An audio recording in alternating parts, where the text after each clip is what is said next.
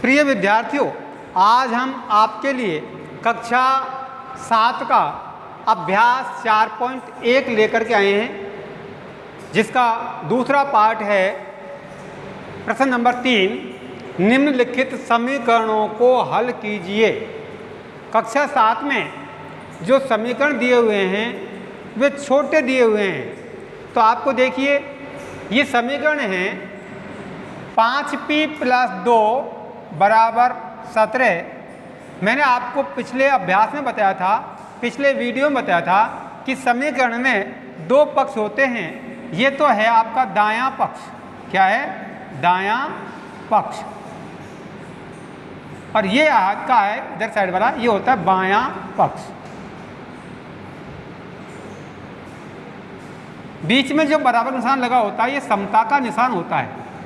अब क्या है, और इसमें होते चर और अचर। चर होते हैं जिसमें x, y, z, a, b, c, d लगा हुआ होता है, वो होता है चर। और जो खाली अंक होते हैं वो होते हैं अचर। तो यहाँ क्या है कि यदि कोई चर बाएं पक्ष में से यदि कोई अचर बाएं पक्ष में से दाएं पक्ष में जाएगा तो उसका चिन्ह बदल जाता है।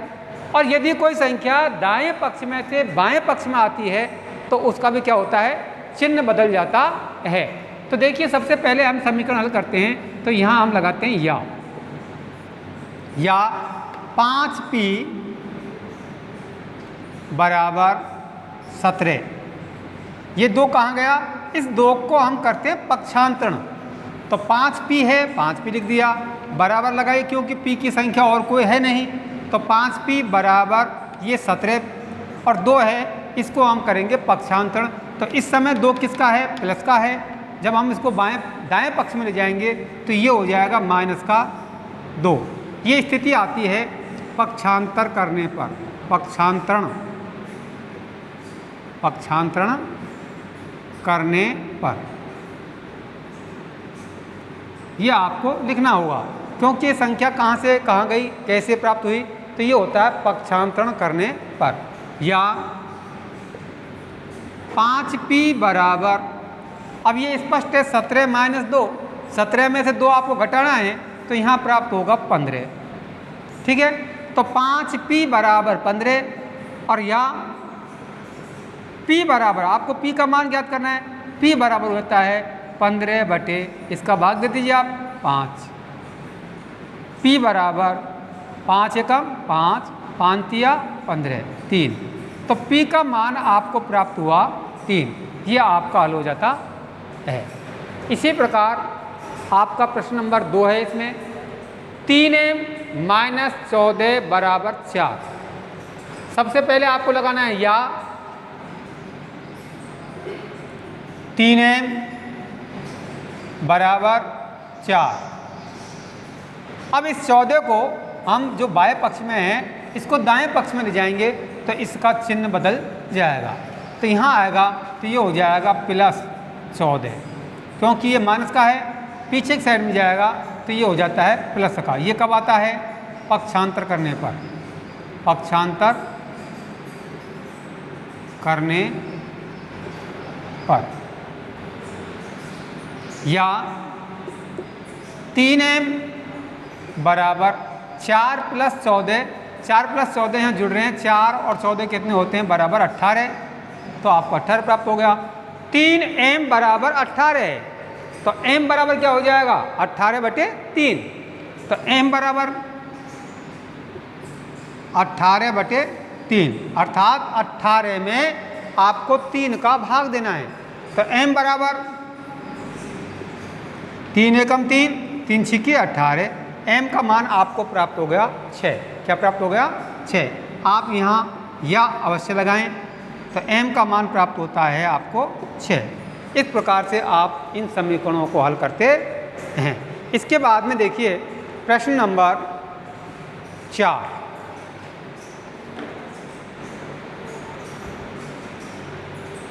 देखिए प्रश्न नंबर 4 है ये। प्रश्न नंबर 4, निम्नलिखित कथनों के लिए समीकरण दीजिए। आपको यहाँ कथन दिया हुआ है उसका आपको समीकरण का निर्माण करना है। पहला प्रश्न दिया हुआ है संख्याओं x और 4 का योग 9 है। तो हल देखिए किस प्रकार से करते हैं। संख्या x और 4 का योग, x और 4 का योग,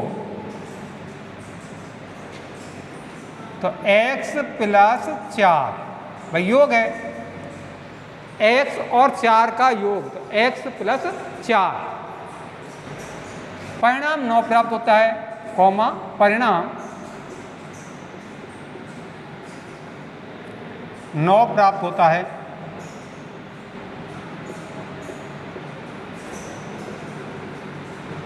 अतः समीकरण, अतः वांछित समीकरण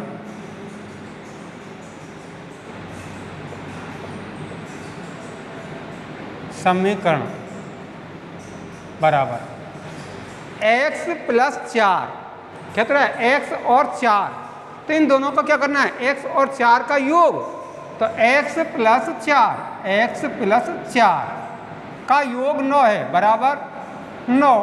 यह आपका समीकरण प्राप्त हो जाता है। इसी प्रकार इसमें प्रश्न 2 है y में से 2 घटाने पर, अगर हम कोई संख्या है y तो y में से 2 घटाने पर अर्थात y माइनस 2 घटाने पर 8 प्राप्त होता है बराबर 8। तो हल आप डायरेक्ट भी कर सकते हो, y में से 2 घटाने पर अर्थात y माइनस 2 घटाने पर परिणाम घटा दिया y माइनस 2 बराबर 8 प्राप्त होता है बराबर 8। यह आपका समीकरण बन जाता है। 3 में है 1 का 10 गुना, तो देखिए हल 1 का 10 गुना,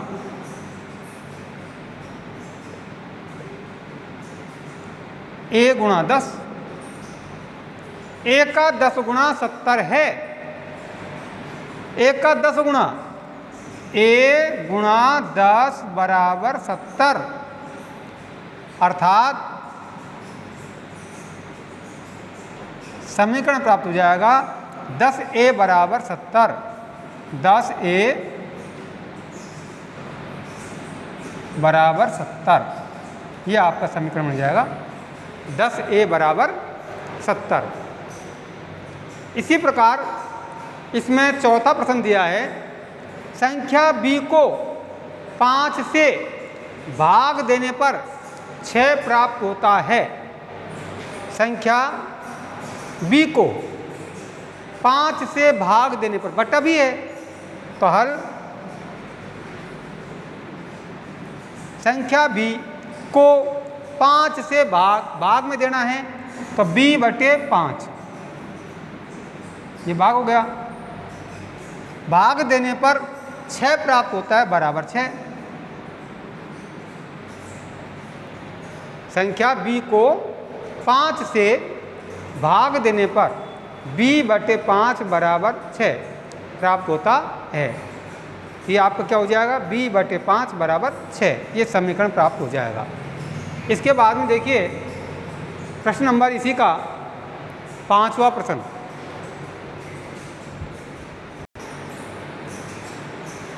देखिए प्रश्न 4 का ही प्रश्न नंबर 5, t का 3/4 15 है, तो t का 3/4 तो 3 गुणा 3/4 होता है हल 3/4 3/4 गुणा t का 3/4 बराबर 15, अर्थात हम इसको करते हैं तो 3t/4 बराबर 15 प्राप्त हो जाएगा आपका। यह आपका समीकरण बन जाता है। इसी प्रकार छठा है m का 7 गुना, m को 7 से गुणा करना है और 7 का योग और उसमें 7 जोड़ना है, आपको 77 देता है। तो हल m का 7 गुणा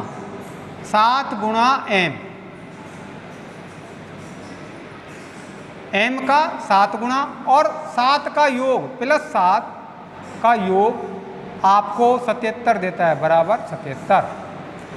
अब हम इसको गुणा कर देते हैं तो यहाँ हो जाता है 7m प्लस 7 बराबर 77। ये आपका समीकरण हो जाता है 7m प्लस 7 बराबर 77। एक संख्या x की चौथाई ऋण 4 आपको देता है 4। एक संख्या x की चौथाई, एक संख्या है x की चौथाई, अर्थात हल देखिए x का चौथाई 1/4 गुणा x, एक संख्या का चौथाई है, x का चौथा हिस्सा की चौथाई ऋण 4 माइनस 4 आपको देता है 4 बराबर 4 देता है। तो यहाँ हम इनको गुणा करते हैं तो आपका समीकरण बन जाएगा x/4 माइनस 4 बराबर 4। x/4 माइनस 4 बराबर 4 आपका समीकरण बन जाएगा। इसी प्रकार 8वां है, यदि आप y के 6 गुने में से y का 6 गुना 6y होता है, 6y यानी y के 6 गुने में से 6 घटाएं 6y माइनस 6 तो आपको 60 प्राप्त होता है। तो 6y माइनस 6 बराबर 60 प्राप्त हो जाएगा। हल जिस प्रकार से वो कह रहा है वैसे आपको करना है। यदि आप y के 6 गुने में से y का 6 गुना क्या होता है 6y, तो 6y 6 गुने में से 6 घटाएं माइनस 6 बराबर 60 प्राप्त होता है, बराबर 60। ये आपका समीकरण बन जाएगा। इसी प्रकार है 9वां सवाल, यदि आप z के 1/3 z का 1/3 में 3 जोड़ दें, z का 1/3 z, देखिए यदि आप z के 1/3 में 3 जोड़ दें तो आपको 30 प्राप्त होता है। तो यदि आप z के 1/3 तो यहाँ z यानी 1/3 1/3 हल गुणा z का 1/3 हो गया। यदि आप z के 1/3 1/3 गुणा z में 3 जोड़ दें प्लस 3 तो आपको 30 प्राप्त होता है, बराबर 30।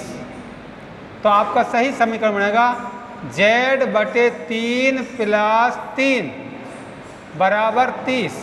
ये आपका हल हो जाएगा। ठीक है। इसी प्रश्न के साथ में आज का ये वीडियो संपूर्ण होता है और अगले प्रश्न हम आपके लिए अगले वीडियो में लेकर आएंगे। तब तक के लिए धन्यवाद।